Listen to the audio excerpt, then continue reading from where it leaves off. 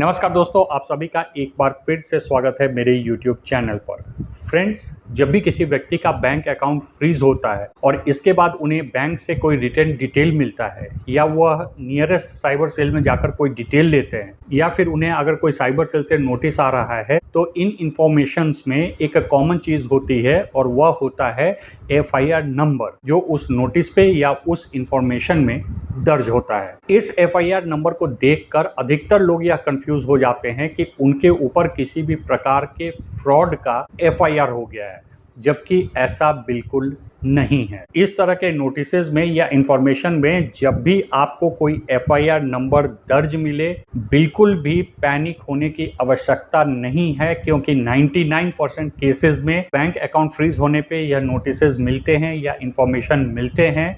उनमें उस व्यक्ति पर FIR नहीं हुआ होता है, बल्कि यह FIR उन लोगों पर हुआ होता है जिसने कोई साइबर क्राइम या मनी लॉन्ड्रिंग किया है और उस चेन के तहत पैसा आपके बैंक अकाउंट में आ गया है। सिर्फ आपके बैंक अकाउंट में एक ट्रांजैक्शन के दौरान पैसा आ गया है, इसका मतलब यह बिल्कुल नहीं है कि आपने किसी प्रकार का मनी लॉन्ड्रिंग किया है, आपने किसी प्रकार का साइबर क्राइम किया है या आप किसी भी प्रकार से दोषी हैं। ऐसा बिल्कुल नहीं है और इसलिए आप पर किसी भी प्रकार का FIR नहीं होता। तो फिर सवाल उठता है कि अगर FIR आपके नाम पर नहीं हुआ है तो फिर इन नोटिसेस या इंफॉर्मेशन में वह FIR नंबर क्यों दर्ज होता है? वह इसलिए दर्ज होता है क्योंकि आपको जानकारी हो सके कि किस मामले के अंतर्गत आपका बैंक अकाउंट जो है वह फ्रीज किया गया है।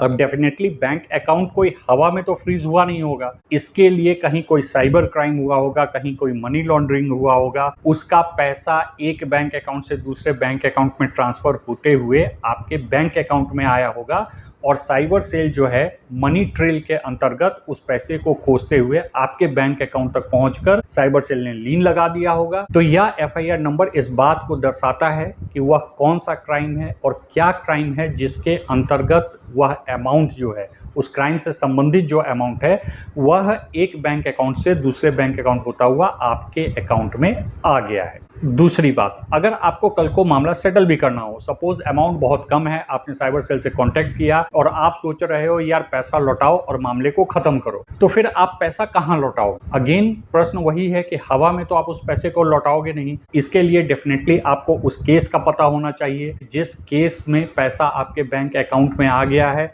और तभी आप उस FIR का रेफरेंस लेकर संबंधित साइबर सेल से बात करके उस केस में आप पैसे को लौटा सकते हो। फिर आपको वहां से क्लियरेंस देकर NOC जो है आपके बैंक को भेज दिया जाता है आपके बैंक अकाउंट को ओपन करने। इसके अलावा यह भी समझो कि अगर कोर्ट भी जाना पड़ जाए तो ऑफ कोर्स आपके पास FIR नंबर, केस नंबर कुछ तो होना चाहिए, तभी तो उस मामले में आप कोर्ट के सामने उपस्थित होकर अपने बैंक अकाउंट को रिलीज करने की प्रार्थना कर सकते हो। तो कहने का तात्पर्य यह है कि बैंक अकाउंट में सिर्फ पैसा आ गया है, बैंक अकाउंट फ्रीज हो गया है या लीन हो गया है और इस संबंध में आपको एक FIR नंबर मिल गया है, या बिल्कुल यह नहीं दर्शाता कि आपके ऊपर यह FIR हुआ है। वह FIR किसी अननोन व्यक्ति पर ही हुआ होगा। आपका संबंध उस FIR में सिर्फ इतना है कि उस क्राइम से संबंधित पैसे का एक पोर्शन आपके बैंक अकाउंट में आ गया है और उस केस से संबंधी जानकारी, उससे संबंधित FIR नंबर आपको दिया जा रहा है ताकि जरूरत पड़ने पर आप साइबर सेल से बात करके मामले को सेटल कर सकें या कल को लीगल रेमेडीज